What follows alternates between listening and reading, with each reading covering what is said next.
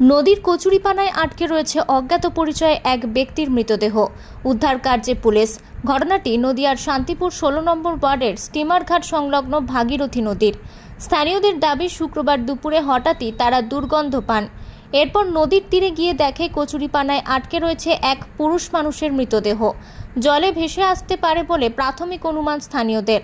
সাথে সাথেই খবর দেওয়া হয় শান্তিপুর থানায়। ঘটনাস্থলে উদ্ধার কার্যের জন্য এসে পৌঁছান বেশ কিছু কর্মী।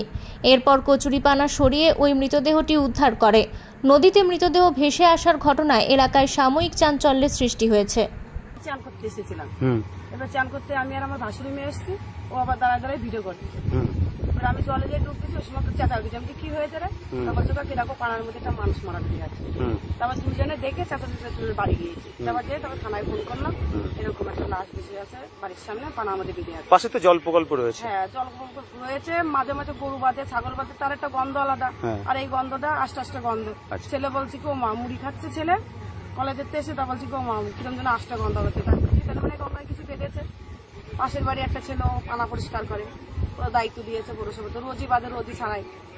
এবার ও এসে বলছে কি পুণ্যিদি এরকম গঙ্গায় একটা লাশ বেঁধে রয়েছে, এবার লাশ না নিয়ে গেলে তো আমি পানা ছাড়াতে পারবো না। ওরা আমি গঙ্গায় একটা লাশ বেঁধে আছে, সবাই দেখে ভয় পাচ্ছে। এখন কি উদ্ধার কাজ চলছে? হ্যাঁ, এবার থানার থেকে লোক এসছে, লোক এসে এখন টমটম এসছে, গড়ি টড়ি নিয়ে মানে লাশটাকে নিয়ে যাবে। নদিয়া থেকে মাধব দেবনাথের রিপোর্ট, আনন্দ বার্তা।